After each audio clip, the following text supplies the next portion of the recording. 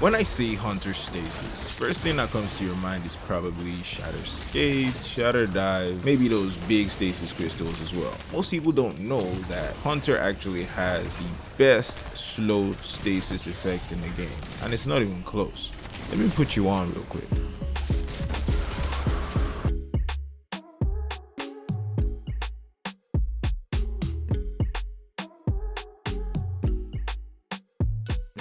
So this is the anti-meta build series, and it's all about using creativity to maximize everything in the game. So if there's something in the game people don't use as much, as far as it works, we're gonna try to make something out of it, and not just make something, we wanna make something good. This build is no different, cause I can bet you the exotic we use for this build you haven't used in years. In fact, maybe you never even used it before.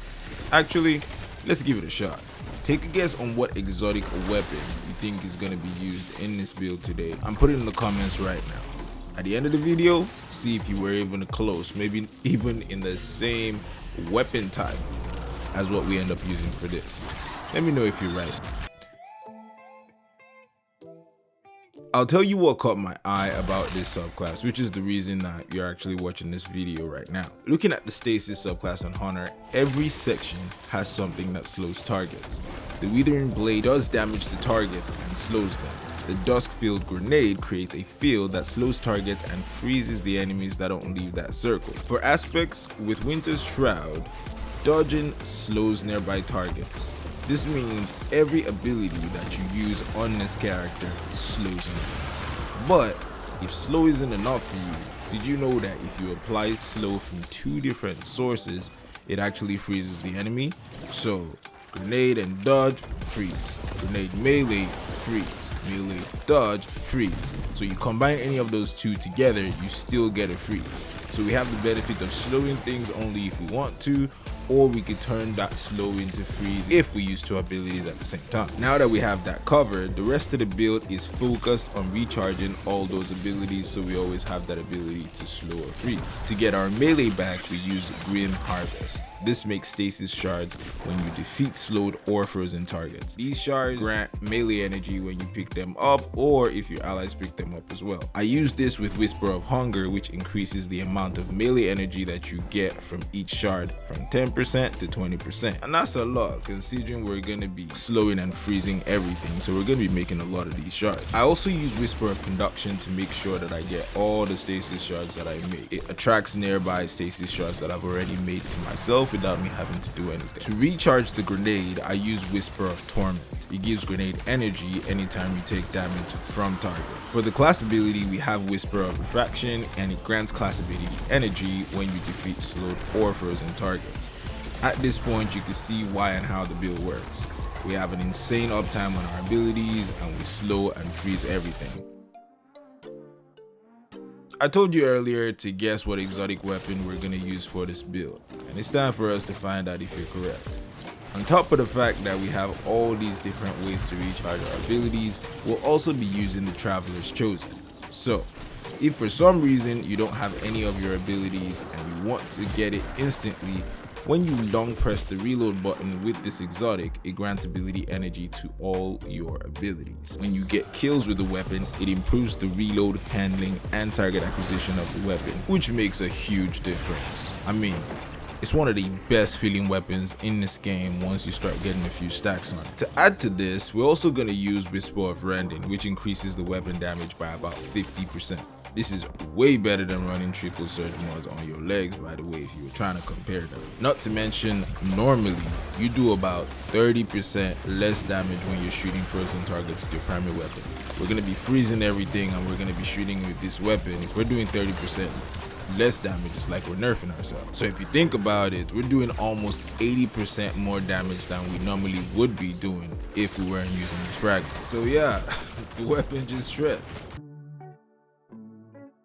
Okay, full transparency here. You can use the 6 Coyote for this build and it would work really well.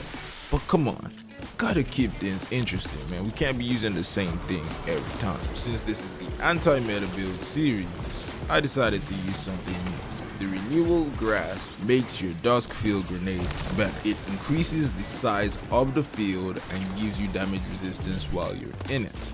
Sure, the enemies in the field will be slowed or frozen, so they wouldn't hurt that much, but you'll take less damage from everything else that's trying to kill you. Like we said before, things always trying to kill you, so why not get your grenade energy back and get damage resistance while you're at it. I also thought about using thrusters for this, but we're not really going to be running around every time we want to be able to charge our abilities. Don't make sense. Sometimes you can't run in between two enemies that you're trying to kill. Come on now. Since our build is focused on survivability and ability regen, we want to maximize our tankiness by running max resilience. And since we get our melee back from stasis shards and gambler's dodge, we don't really need to increase our strength. Honestly, I believe strength is one of the worst stats in this game. Use that stuff. If you use that stuff, I don't really know what you're doing, man. We'll also run max discipline to help the uptime of our grenades. I mean, I say max, but you could just run as high as you can get with the ammo pieces that you have. But for the last stat, this will depend on the content that you're doing and your personal preference. You could run high recovery if you feel you need more heal, or you could run high mobility to reduce the cooldown on your dodge. Like we said, we're not going to be using 6 coyotes, so we don't have that extra dodge, so you can just increase how often you get your dodge by increasing your mobility. I personally use high mobility when I'm using this build, but that's just because I like to live life on the edge a little bit. Plus, come on, it's more fun. We just finished talking about survivability. So if you decided to take the fun option, you could run the leg armor mod recuperation, which gives health when you pick up an orb of power. We also run elemental charge and stacks of stacks to ensure we always have as many armor charges as possible when you use your grenade. Cause on our gauntlets, we're gonna be running grenade kickstart, which gives back about half of our grenade every time we use a grenade. We'll also run heavy-handed, and this way if our melee gets kills, we also make up some power that adds to the whole cycle of ability regeneration. So the idea for this build is simple. Use 2 abilities each time to slow and freeze enemies, and if you ever run out of your abilities, consume your stacks from your Traveler's Chosen, and that should reset all your abilities. Enjoy. Alright. If you've watched other recent videos on the channel, you know what time it is. This part is for my extra special viewers. I think we need a name for this group actually. Maybe, okay, we're gonna call it YT fam for now. So hashtag YT in the comments if you listen to this part of the video. And please take this time to like the video if you enjoyed it and subscribe if you're new. And I'll see you guys in the next video. Peace.